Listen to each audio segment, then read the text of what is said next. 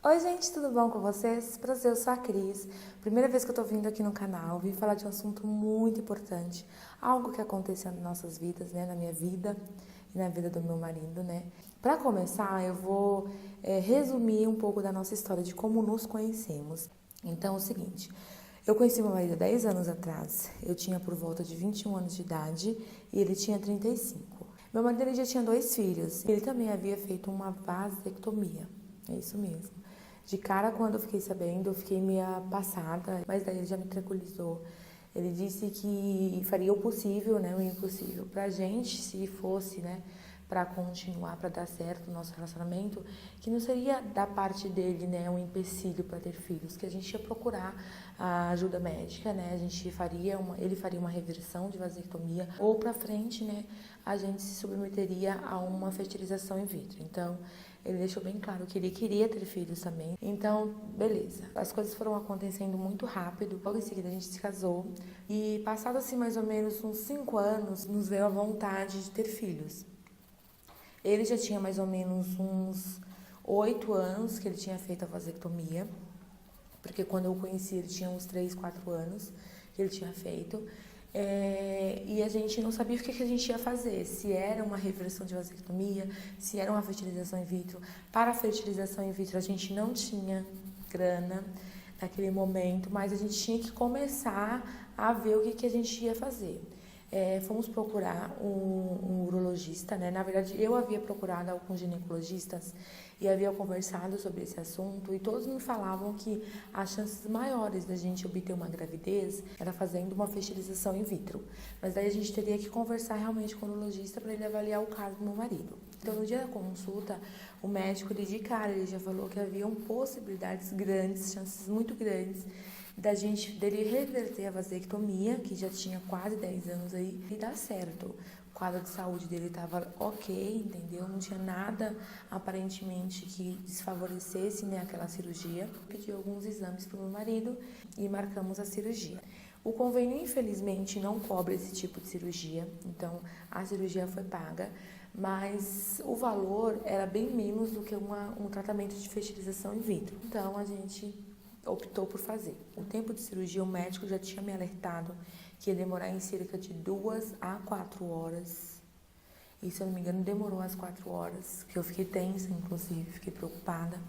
Mas, gente, não vou entrar muito assim em ênfase sobre essa cirurgia, mas é só para vocês entenderem nossa caminhada, né, nossa jornada até a fertilização in vitro. Então, meu marido foi liberado no mesmo dia. Depois de um mês da cirurgia, ele teve que fazer um exame de espermograma para saber se havia passagem ali de espermatozoides pelo canal.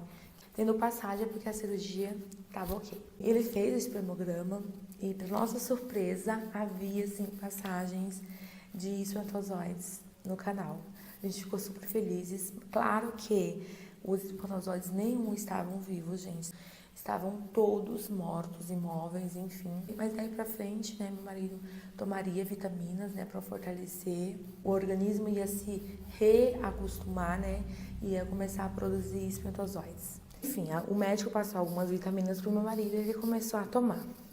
Mais ou menos uns 2 meses depois, ele refez o espermograma e havia uma quantidade mínima, mas havia uma quantidade legal lá de espermatozoides vivos. A gente ficou super empolgado e daí a gente começou já a treinar o nosso tão sonhado bebezinho. A minha menstruação começou a atrasar, uma coisa que nunca acontecia.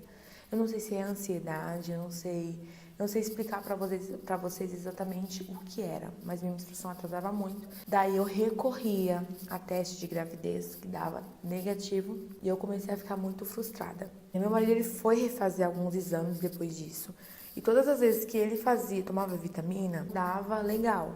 Quando ele não tomava vitamina, zerado. A gente começou a tentar com vitamina. Aí chegava um mês lá, minha menstruação atrasava, fazia o teste, dava negativo, e é onde eu chorava. Eu dormi chorando porque eu não conseguia acreditar, sendo que ele estava tomando os medicamentos, eu não estava conseguindo aceitar aquela situação. Mas a partir do momento que eu ficava fraca, que eu começava a pensar que eu nunca mais ia ser mãe, era onde eu ajoelhava no meu quarto, eu ia dormir, ajoelhava e pedia a Deus forças, entendeu? Porque eu sabia que uma hora ou outra viria. Eu me agarrava a Deus porque eu não estava aguentando, não estava suportando mais. Eu chorava muito, muito, muito. Meu marido ele começou a perceber isso e ele começou a ficar muito mal também. Então, todos os remédios que falavam para ele recorria, tomava, era o mesmo PAC. Um certo dia, isso já se passando mais ou menos uns 3 anos que ele havia feito a cirurgia, o meu marido ele chegou, né,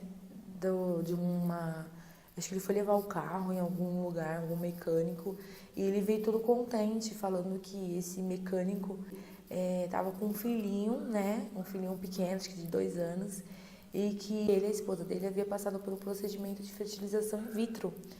E ele não estava conseguindo engravidar a mulher, ele não tinha feito nenhum tipo de cirurgia, mas o espermatozoide dele, se eu não me engano, era fraco, né? Então, eles recorreram a uma clínica aqui em São Paulo, que o tratamento ele ficava muito mais em conta do que uma outra clínica, sabe? Normal. Era meio que metade do preço. Você só pagava praticamente os exames e os medicamentos. Quando ele me falou isso, assim, sabe, reviveu aquela esperança de novo. E a gente falou assim, então vamos ver como é que é, vamos lá. Então isso foi 2016, final de 2016. Ligamos na clínica, marcamos a nossa primeira consulta para início de 2017. Então, no início de 2017, eu não me recordo exatamente o dia e o mês, né? Mas foi logo no comecinho. Fomos à primeira consulta, onde fomos avaliados, nos pediram um monte de exames, fizemos todos esses exames, retornamos à clínica e, para minha tristeza, um dos meus exames constou que eu tinha um pólipo pequenininho no meu endométrio, mas que eu teria que retirar porque poderia atrapalhar no tratamento. Então, fiz a cirurgia e a gente ia retornar lá pro segundo semestre de 2017, né, para dar continuidade. Só que houve uns empecilhos, infelizmente, uns acontecimentos, coisas boas que aconteceram, mas que, infelizmente, em relação à verba, a gente não poderia continuar naquele ano, né? Então, a gente meio que adiou para esse ano de 2018, para a gente não se enrolar muito e, enfim, fazer as coisas certinho. No final de 2017, eu já marquei a primeira consulta para começo de 2018. Tive que refazer alguns exames que já haviam vencidos, meu marido também teve que fazer. Levei os exames, estava tudo ok, tudo indicaria que eu ia começar o tratamento no próximo ciclo, que no meu caso foi no dia 29/5. E no dia 31/5 foi no dia que eu fui para minha primeira outra. E constou que eu tinha mais ou menos uns 13 folículos. E eu teria que estimular esses folículos, né, para eles virarem óvulos. E, para isso, a médica me indicou uma quantidade mais alta de hormônio, que foi 150 unidades de Pergoveris e mais 75 unidades de Menopur. Então, eu fui lá na farmácia, na clínica, e peguei 4 kits de Pergoveris e Menopur. Então, eu teria que aplicar no dia 31, no dia 1º/6, no dia 2/6, no dia 3/6. Então, eram 2 injeções, aplicava na barriga, e eu mesma apliquei na barriga, não sei de onde eu tirei coragem. E no dia 4/6, eu teria que retornar para fazer uma nova ultra para saber como que estava sendo o efeito do medicamento. Então, segunda-feira, no dia 4, meus folículos estavam crescendo, e ele decidiu entrar com outro medicamento para que esses óvulos não se rompessem antes do tempo. Então, ele decidiu entrar com o Cetrotide. Então, apliquei no dia 4 e no dia 5. Dia 6, eu voltei novamente à clínica. Eu tô olhando aqui no papelzinho porque eu não lembro de datas. Fiz uma outra novamente e dei continuação a todos os medicamentos que eu estava tomando.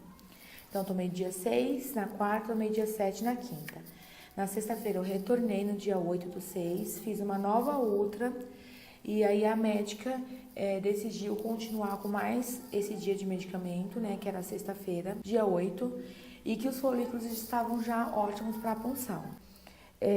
Sobre a punção do meu marido, o médico havia deixado uma observação para ele colher o sêmen dele num potinho primeiro, no dia lá da minha punção, para ver se havia espermatozoides naquela amostra. Se houvesse espermatozoides, ele não precisaria fazer a punção. Então, meu marido ele ficou meio tenso, porque ele achou que ele não havia tomado medicamento, que não ia dar certo, mas eu falei, não, vamos com tudo, porque se o médico deixasse observação, era pra gente fazer, porque o não a gente já tinha. Então, não custava nada a gente tentar uma que é a punção. Se fosse pra gente fazer a punção, para ele fazer a punção, além de ser um procedimento cirúrgico e tal, era também um pouquinho mais caro, a gente ia pagar a parte, a punção. Então, se ele estava deixando aquela observação, aquela opção pra gente fazer, a gente tinha que fazer, né? Então, beleza. No dia 11/6, chegamos lá na clínica, às 7 horas da manhã, meu marido foi lá pra salinha para colher o sêmen dele, e às 9 horas a enfermeira veio falar que havia dado tudo certo com a amostra dele, que havia espermatozoides vivos e bons, que havia já selecionado alguns, que estava selecionando, e que depois da minha punção, depois ele colheria uma outra amostra só para garantir, e que foi cancelada a punção dele. Às 11 horas em ponto, eu entrei na sala de cirurgia, umas 11h15 a equipe médica entrou, a médica me alertou lá, falou lá do exame do meu marido, que havia dado certo, da amostra, né, do meu marido. Eu já sabia, mas ela veio falar para mim também de novo. E o anestesista, enfim, começou a preparação lá para me anestesiar. Conversou comigo, falou que eu ia dormir, em seguida eu capotei mesmo. Acordei, eu olhei no relógio, acordei com as meninas, as enfermeiras me chamando, quando eu olhei no relógio era 11h45. Eu capotei de novo, acordei numa outra sala, me esforçava a todo momento para ficar acordada, para a equipe médica, para a médica me falar o que aconteceu, né, com os meus óvulos. Em seguida ela já veio falar comigo, ela falou que havia puncionado 14 óvulos, mas que ela não sabia a qualidade desses 14. E por esse motivo, por ser uma quantidade grande, considerável grande, que eu talvez não poderia transferir meus embriões naquele momento, naquele ciclo, porque eu poderia estar ou passar por algum hiperestímulo tardio, e que ela teria que esperar o exame que eu havia feito no sábado, né?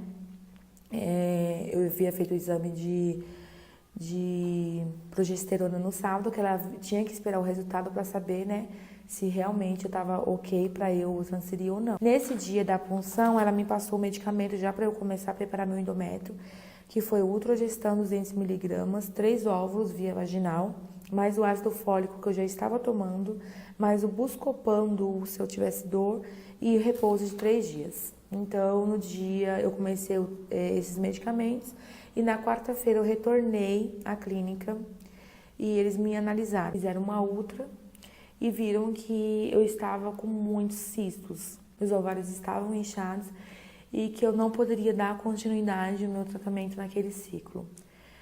E o ciclo foi cancelado, no dia 13/6, na quarta-feira.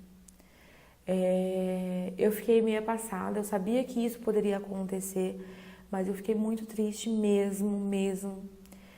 Só que o médico ele já falou pra mim que eu poderia começar no próximo ciclo, que eu voltasse lá para fazer uma avaliação e que se tudo estivesse ok com meus ovários e meu endométrio, eu daria continuação ao meu tratamento. Parei com todo o medicamento que eu estava tomando para preparar meu endométrio e na terça-feira da semana seguinte, dia 19/6, eu retornei à clínica para saber, né, da evolução dos meus embriões.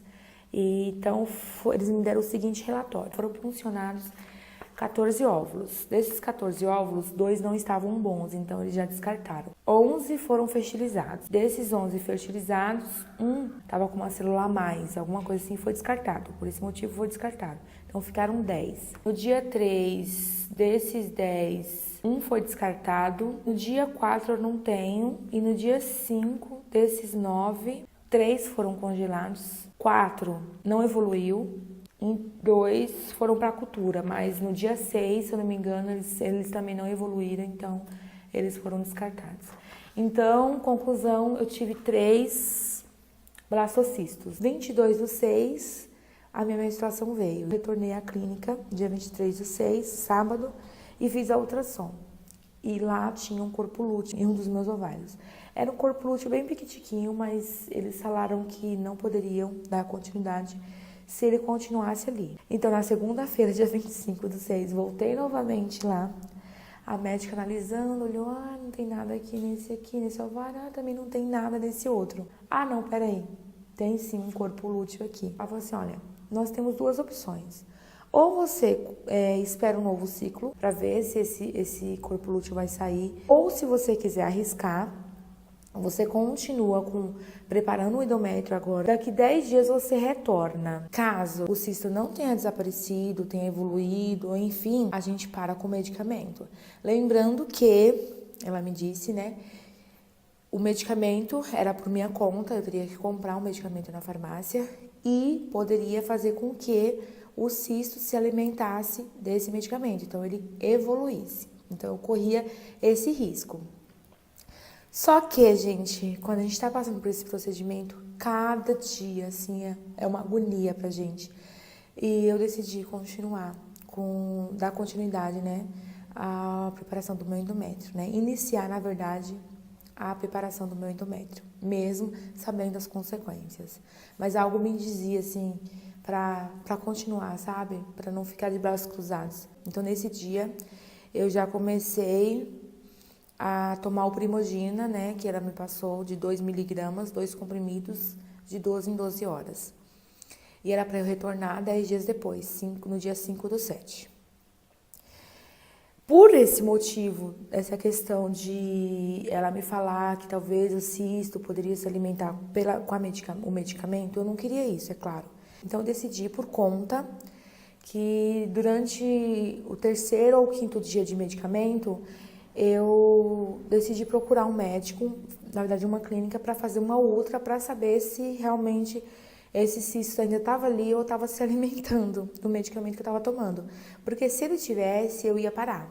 Porque assim como foi por conta própria eu começar o medicamento, é claro que o médico, né, me orientou dessas duas opções, eu decidi dar continuidade no medicamento. Eu também pensei que se eu tiver fazendo alguma coisa de mal para o meu organismo e tal, eu ia parar de tomar o medicamento ali durante o 3º ou 5º dia. Como eu comecei no dia 25, no dia 28 eu procurei uma clínica e conversei com o médico lá e fiz uma ultra. E no dia lá da ultra, a médica que me examinou disse que estava tudo ok comigo, que não tinha nenhum cisto. Fiquei mais tranquila, continuei novamente com o medicamento que eu estava tomando. E no dia 5/7 eu retornei à clínica de fertilização. E aí o médico me avaliou e viu que realmente estava tudo ok comigo. O meu endométrio já estava medindo 0,71 centímetro. Ele pediu para eu continuar com Primogina, né, o medicamento de Primogina. Me deu mais uma receita para eu tomar AS. Mas também ele me passou o Extradot, é um adesivo que eu tinha que aplicar dia sim, dia não. Então, dia sim, dia não, eu trocava o adesivo. No dia 10, meu endométrio já estava com 0,84, mais ou menos. E foi marcado nesse dia a tão sonhada transferência, a TEC, para o dia 18/7. Então, o médico do dia 5 até brincou comigo. Falou, não, vamos deixar essa caminha bem confortável, né? Aí eu sempre ficava pensando nisso e quando foi no dia 10, eu vi que essa caminha estava já confortável. E, enfim, nesse mesmo dia 10/7, eu fiz um outro exame de zika, porque o meu exame de zika que eu tinha feito antes da punção já havia vencido, que se eu não me engano vale por 30 dias. Então é muito importante fazer o exame de zika vírus, mas dessa vez só eu que ia fazer. Meu marido não tinha por que fazer. Tive que continuar com o medicamento e acrescentar o Trogestan a partir do dia 13. Então, 5 dias antes da minha transferência, eu teria que acrescentar o Trogestan. Os óvulos, eu tive que aplicar 3 óvulos, né, via vaginal. E no dia 18/7, o tão sonhado dia chegou. Lembro que quando a gente ficou olhando na televisãozinha lá e meu marido, ele segurando a minha mão, e que a médica falou assim, agora você vai ver ali um pontinho de luz aqui, ó. Ela mostra a bexiga, eu mostro o endométrio, e ela falou assim, vou deixar aqui bem perto do endométrio, vocês vão ver um pontinho de luz. Aí, na hora que a gente viu, assim, parecia uma estrela, gente, uma coisa mais linda. Fiquei em repouso 15 minutos numa outra sala. Eles pediram para eu continuar com o Trogestan, Primogina e o adesivo por um tempo. Não me recordo quantos dias, mas pediram. O Trogestan, se não me engano, foi 3 meses. E no dia 28, 10 dias depois, eu poderia fazer o exame beta-HCG. Claro que eu fiz alguns exames antes, me desesperei, não tem por que fazer antes. Mas dia 28/7, meu beta estava mais do que grávida. A gente se emocionou muito. Lembro que eu comecei a fazer exame de farmácia na segunda-feira. Na quarta-feira, na quarta ou foi na quinta, eu fiz um beta, que deu positivo. Fiz o exame também, que deu positivo. Mas anterior, eu passei, tá, gente? Deu positivo, mas aquele positivo foi aquilo que eu não tinha enxergado depois que eu enxerguei. Então fica a dica aí, não se desespere. E tudo que tem para acontecer, vai acontecer na sua vida. Deus é muito grandioso. Eu não consegui engravidar natural, o que me deixava muito desesperada. Mas Deus foi tão grandioso, essa experiência que eu vivi, eu achei tão linda, que foi tão programado. E não é menos importante do que ter um filho natural, né, de forma natural. Então eu quero dizer para vocês assim, nunca desista. Se você tá passando por um procedimento que você já tá fazendo há muito tempo e não tá dando certo, não desista, não abandone a Deus, não, nunca, nunca, nunca. Deus sabe o melhor para você. E para você que ainda não deu o primeiro passo, que você está com medo, você não sabe por onde começar, procure aí perto da sua cidade alguma clínica. Tem muitas clínicas que fazem essa fertilização por ovo doação, eu não sei como é que funciona. Tem essa clínica, eu não vou citar o nome da clínica, porque acho que não convém eu falar o nome da clínica. Mas se vocês colocarem fundação de medicina em São Paulo, que fazem fertilização in vitro, vocês vão descobrir, vocês vão saber. Qualquer coisa, vocês entrem em contato. Eu vou deixar meu endereço de e-mail aqui embaixo também, na descrição. Mas eu vim mesmo falar um pouco da minha história, contar a história para vocês, para que vocês não desistam mesmo, sabe? Para vocês continuarem, para vocês darem o primeiro passo. Que tem momentos na vida que a gente pensa que jamais a gente vai conseguir uma coisa, mas a gente consegue no tempo certo. Eu, depois de 10 anos, claro que eu comecei a procurar mesmo a medicina depois de 5 anos atrás, mas 3 anos a gente ficou tentando, entendeu? No natural, no normal, e a gente não conseguia, e sabendo que os exames davam certo, tinha espermatozoides ali, entendeu? Poderia engravidar natural, mas eu não sei se era ansiedade. Mas eu acredito que realmente eu tinha que passar por isso mesmo. De alguma forma eu teria que passar por isso mesmo. Foi uma experiência muito linda. Hoje eu tô de 5 meses de gravidez. Descobri essa semana que era uma menina. Então meu mundo rosa chegou. Tô muito feliz. Graças a Deus consegui gravar esse vídeo pra vocês. Não sei a qualidade, como ficou, mas espero que vocês tenham gostado. E é isso. Fiquem com Deus. Que Deus esteja à frente de cada projeto da vida de vocês, tá bom? Um super beijo, qualquer coisa, comente aí, que eu respondo com o maior prazer, tá? Fiquem com Deus.